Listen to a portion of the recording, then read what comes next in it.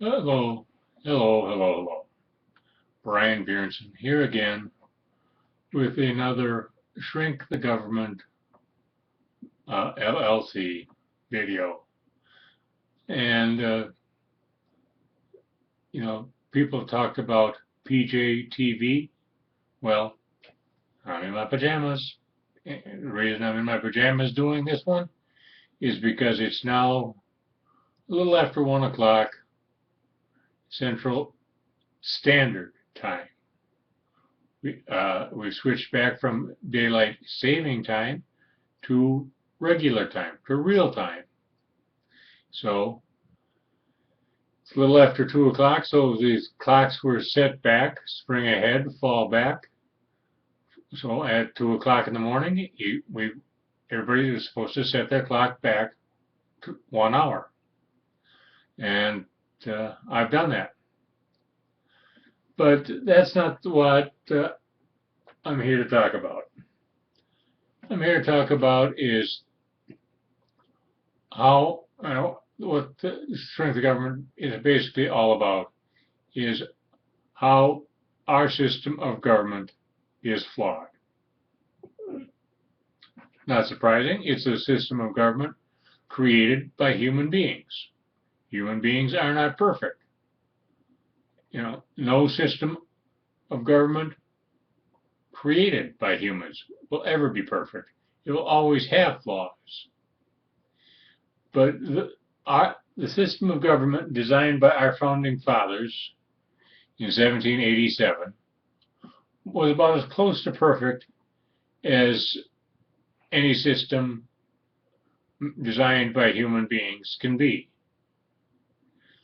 But over the 230 some years since the 235 years since our Constitution became the law of the land, politicians, human beings, surprisingly enough, have instituted changes to the system which, while done supposedly to help everybody and make things better for all, somehow managed to give themselves more power, which is what our Constitution was written to limit. Our Constitution is a limitation on the power of our government and the power of the people we temporarily elect to run our government for us. Now, one of the big flaws that a lot of people don't even know about happened in 1913, almost 100 years ago. And it's called the Appropriations Act of 1913. What the Appropriations Act of 1913 did was it froze the number of congressmen in the House of Representatives at 435 men and women.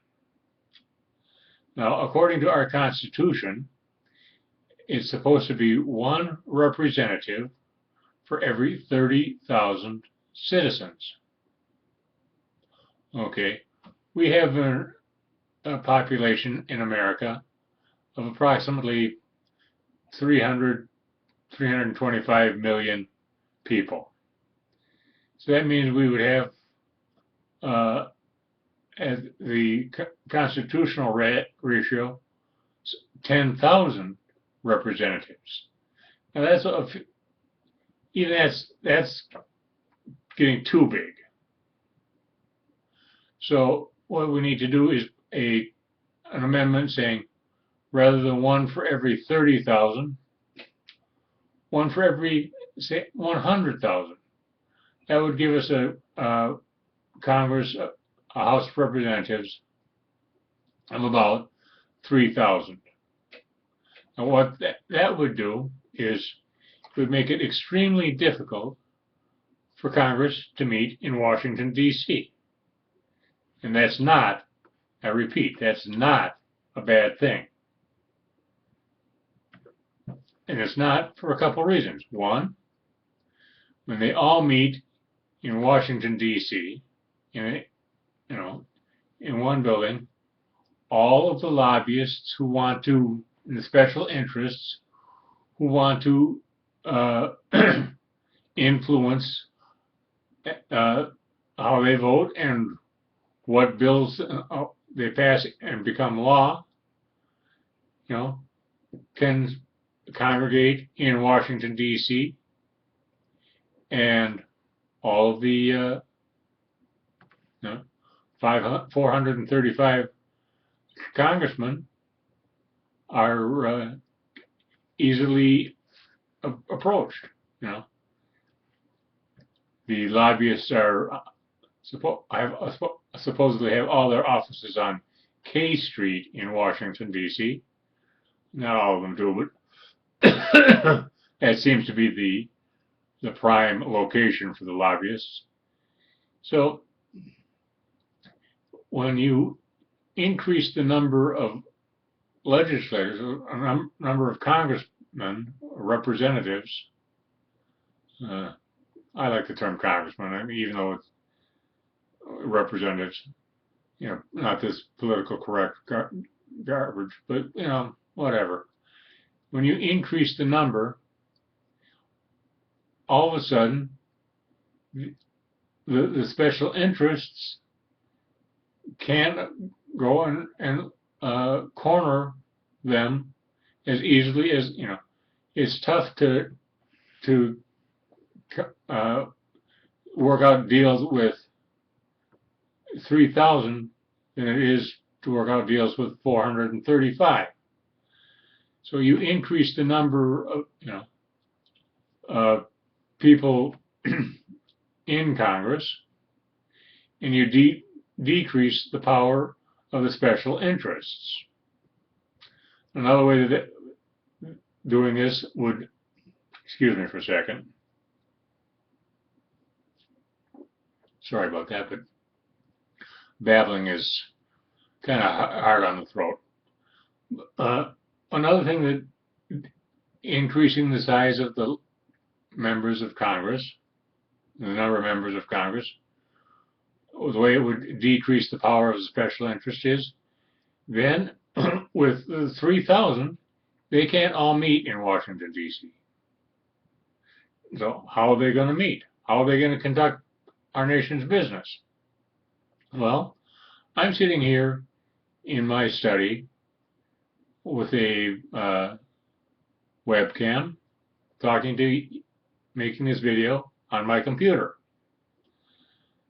What the members of Congress could then do, the 3,000 members of Congress, they can sit in their study or some office somewhere, and with a webcam, they can convene Congress and conduct our nation's business. And then a third benefit of that is when there are 3,000 members of Congress, and they're not all congregating in Washington, D.C., that means that they're spending more of their time in their districts, which are smaller.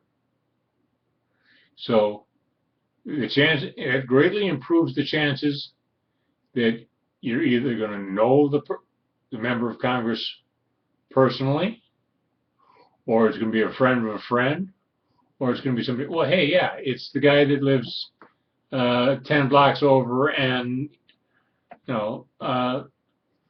you also see that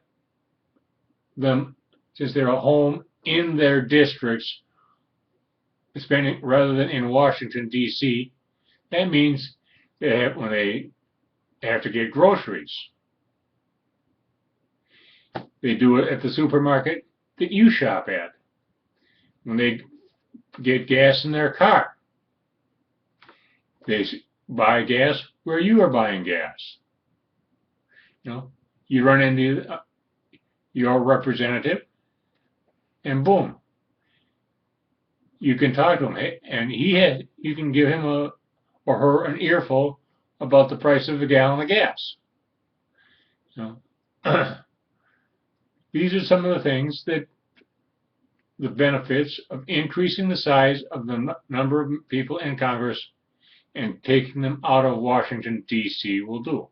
Also, their staff that they have, which they need to have, will also be located here in their district.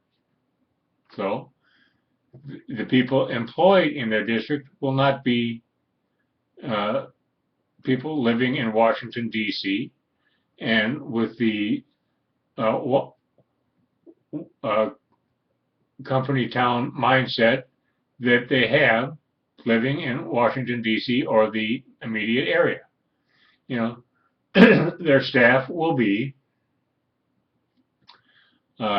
people you know, people that live in the district, and people that spend all their time in the district. Much better for our country. Yeah. So it's a win-win situation. Now, I got this information and this idea from the book The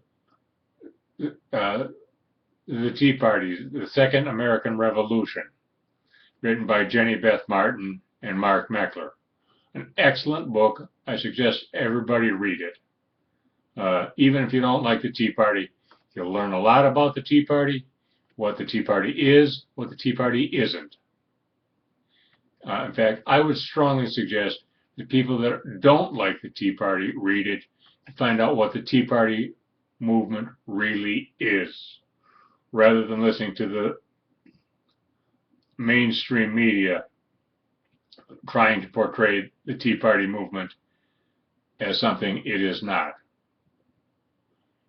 So these are some of the things that we need to do to fix our system. Increasing the number of congressmen, number of representatives, reduces their power. That's why they passed the law freezing the number at 435, because that increased their power.